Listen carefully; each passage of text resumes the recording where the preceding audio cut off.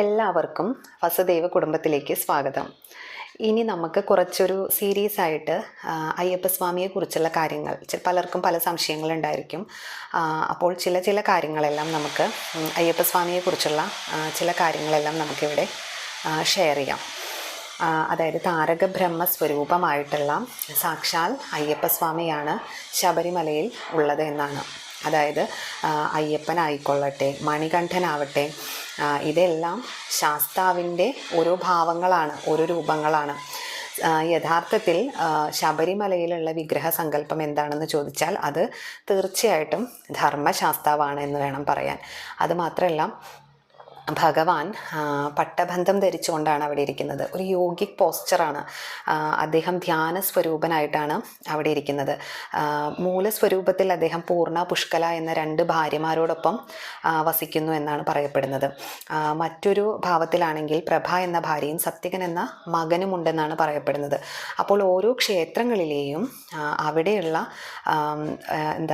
ആരാധനാ സങ്കല്പം വ്യത്യസ്തമായിരിക്കും.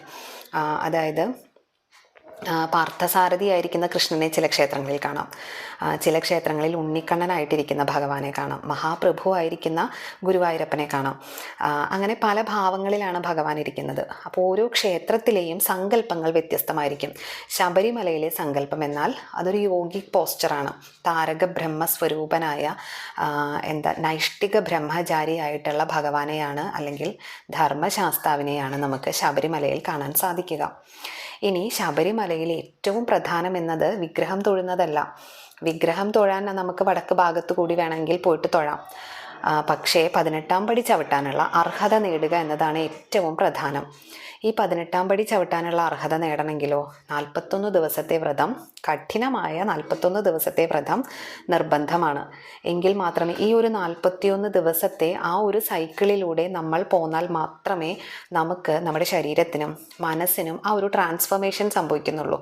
അതായത് തത്വമസി എന്ന ഭാവത്തെ ഉൾക്കൊണ്ടുകൊണ്ട് യഥാർത്ഥ പുരുഷാർത്ഥങ്ങളെ പ്രാപിക്കാനായിട്ടുള്ള അർഹത നേടാൻ തീർച്ചയായും നമ്മൾ ഒരുപാട് കാര്യങ്ങൾ അറിയേണ്ടിയിരിക്കുന്നു. ഇന്നത്തെ ഒരു ജനറേഷൻ്റെ ഒരു കൺസെപ്റ്റ് എന്താണെന്ന് വെച്ചാൽ ഇതൊരു പ്ലഷർ ട്രിപ്പ് പോലെയാണ്.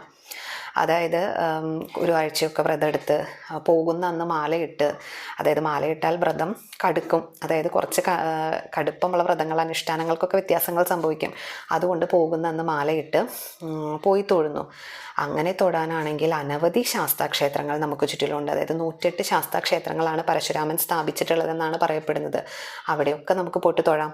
പക്ഷേ ശബരിമലയിലെ സങ്കല്പം വ്യത്യസ്തമാണ്. ഇവിടെ 41 ദിവസത്തെ വ്രതനിഷ്ഠ നിർബന്ധമാണെന്ന് ഭഗവാൻ തന്നെ പറയുന്നുണ്ട്.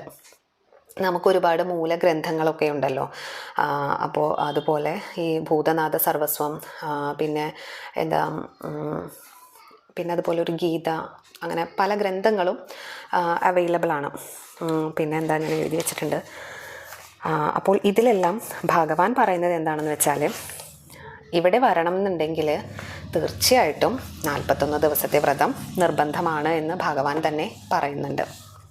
അതുകൊണ്ട് തീർച്ചയായിട്ടും നമ്മൾ ഈ 41 ദിവസത്തെ വ്രതം അനുഷ്ഠിക്കാൻ വില്ലിങ് ആണെങ്കിൽ മാത്രമേ ഇതിന് മെനക്കെടേണ്ട കാര്യമുള്ളൂ.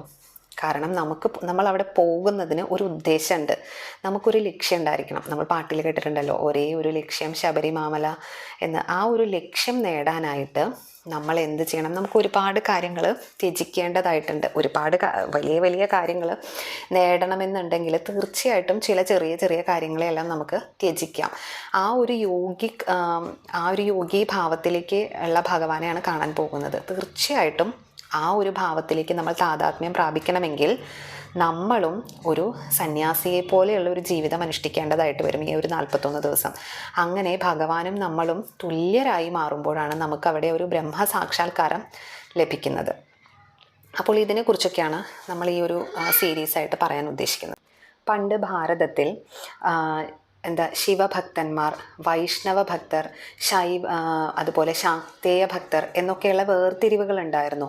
ഇന്നത്തെ പോലെ നമ്മുടെ കേരളത്തിൽ കാണുന്നത് പോലെ എല്ലാവരും ഒന്ന്, അല്ലെങ്കിൽ എല്ലാ ഈശ്വരീയ സങ്കല്പങ്ങളും ഒന്നാണെന്ന് കരുതുന്ന കുറച്ചാളുകൾ നമ്മുടെ കേരളത്തിലൊക്കെ ഉണ്ട്.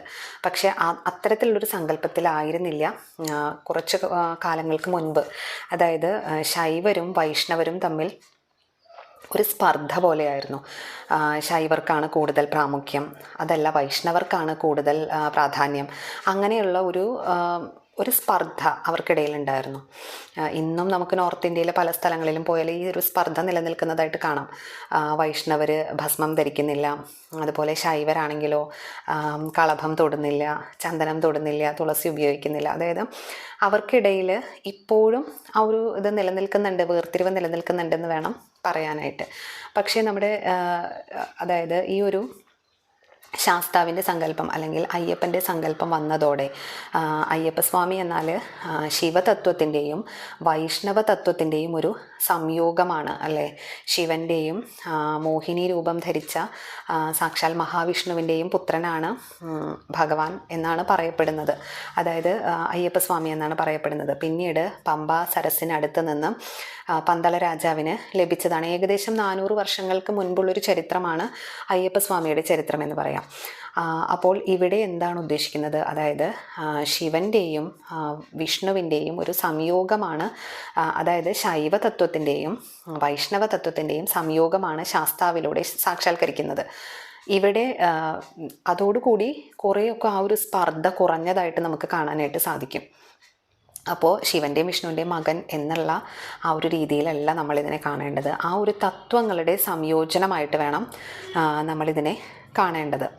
ഇനി പറഞ്ഞല്ലോ, നൈഷ്ഠിക ബ്രഹ്മചാരിയായിട്ടാണ് ഭഗവാൻ അവിടെ ഇരിക്കുന്നതെന്ന്. അതായത് മൂലസ്വരൂപമായിട്ടുള്ള ശബരിമലയിൽ യഥാർത്ഥത്തിൽ ധർമ്മശാസ്താവായിട്ടാണ് ഇരിക്കുന്നത്. അയ്യപ്പസ്വാമി എന്ന് പറയുന്നത്, അല്ലെങ്കിൽ അയ്യപ്പൻ എന്ന് പറയുന്നത്, മണികണ്ഠൻ എന്ന് പറയുന്നത് പല രൂപത്തിലും ഭാവത്തിലും ഭഗവാന്റെ അംശാവതാരങ്ങൾ ഉണ്ടായിട്ടുണ്ടെന്നാണ് പറയപ്പെടുന്നത്. ആര്യൻ, കേരളൻ അങ്ങനെയും പറയപ്പെടുന്നുണ്ട്. അപ്പോൾ ഇവരെല്ലാം ഭഗവാനിലേക്ക് അല്ലെങ്കിൽ ഈ ഒരു ശാസ്താവിലേക്ക്, ധർമ്മശാസ്താവിലേക്ക് ലയിക്കുകയാണ് ചെയ്യുന്നത്. മണിമണ്ഡപം എന്ന് പറയുന്നത് അയ്യപ്പൻ്റെ സമാധി സ്ഥലമായിട്ടാണ് കരുതപ്പെടുന്നത്. അതിനിടയിൽ ശ്രീചക്രമുണ്ടെന്നും പറയപ്പെടുന്നുണ്ട്. അപ്പോൾ അവിടെ ഭഗവാൻ അയ്യപ്പസ്വാമി ശാസ്താവിനെ ഭജിച്ചുകൊണ്ട് ഈ മണിമണ്ഡപത്തിൽ ഇരുന്നു കൊണ്ട് സമാധിയായതാണെന്ന് പറയപ്പെടുന്നു. അതായത് അദ്ദേഹത്തിൻ്റെ ചൈതന്യം സാക്ഷാൽ ധർമ്മശാസ്താവിൻ്റെ ചൈതന്യത്തിലേക്ക് ലയിക്കപ്പെടുകയാണ് ചെയ്യുന്നത്. അതായത് ഉപാസനാമൂർത്തിയും ഉപാസ്യനും ഒന്നായിത്തീരുന്ന ഒരു കാഴ്ചയാണ് നമുക്കിവിടെ കാണാൻ സാധിക്കുക. അത് വലിയൊരു തത്വം തന്നെയാണ്. അപ്പോൾ അതേപോലെ നമ്മൾ ഇരുമുടിയുമായിട്ട് ചെല്ലുന്ന ഓരോ ഭക്തനും, ഓരോ സ്വാമിമാരും തീർച്ചയായിട്ടും ആ ഒരു സാക്ഷാത്കാരം നേടേണ്ടതിനെ കുറിച്ചാണ് ചിന്തിക്കേണ്ടത്. അയ്യപ്പസ്വാമിയെ പോലെ ആ ഒരു ശാസ്താ സങ്കല്പത്തിലേക്ക് ലയിക്കാനാണ് നമുക്ക് സാധിക്കേണ്ടത്. ഇവിടെ ലയിക്കുക എന്നാൽ മരണം വരിക്കുക എന്നല്ല അർത്ഥമാക്കുന്നത്. മോഹങ്ങളുടെ ക്ഷയമായ മോക്ഷം നേടാൻ അല്ലെങ്കിൽ പുരുഷാർത്ഥങ്ങൾ നേടാൻ നമുക്ക് സാധിക്കണം. അതെങ്ങനെ സാധിക്കും? വികാരങ്ങളുടെ നിയന്ത്രണം മൂലം ഈ 41 ദിവസത്തെ ചര്യകളിലൂടെ അല്ലെങ്കിൽ നിഷ്ഠയിലൂടെ നമുക്ക് എല്ലാം സാധ്യമാകും. അതിനുള്ള ഒരു അനുഗ്രഹം തീർച്ചയായിട്ടും ഭഗവാനിൽ നിന്നും നമുക്ക് ലഭ്യമാകും. ഇനി എങ്ങനെയാണ് ഈ 41 ദിവസത്തെ വ്രതചര്യകൾ? അതിനൊരുപാട് ഘട്ടങ്ങളിലൂടെ നമ്മൾ കടന്നു പോകേണ്ടിയിരിക്കുന്നു. പലർക്കും പലതും അറിയില്ല എന്ന് തന്നെ പറയാം. അതായത് ഇപ്പോൾ ശബരിമല യാത്രയ്ക്കാണെന്നുണ്ടെങ്കിൽ ഒരു ഗുരുസ്വാമി നിർബന്ധമാണെന്ന് പറയും. കാരണം ഇവിടെ ശാസ്താവ് എന്നാൽ ഗുരു അല്ലെങ്കിൽ ശാസിച്ച് പഠിപ്പിക്കുന്നവൻ എന്നാണ് അർത്ഥം. അപ്പോൾ ഇവിടെ ഒരു ഗുരുഭാവത്തിന് വളരെയേറെ പ്രാധാന്യമുണ്ട്.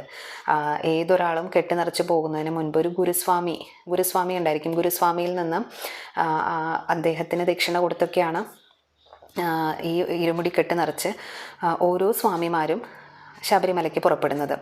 അപ്പോൾ ഈ ഗുരുതത്വത്തിന് വളരെയേറെ പ്രാധാന്യം കൽപ്പിക്കുന്ന ഒരു സങ്കല്പം തന്നെയാണ് ശബരിമലയിലുള്ളതായിട്ട് കാണപ്പെടുന്നത്.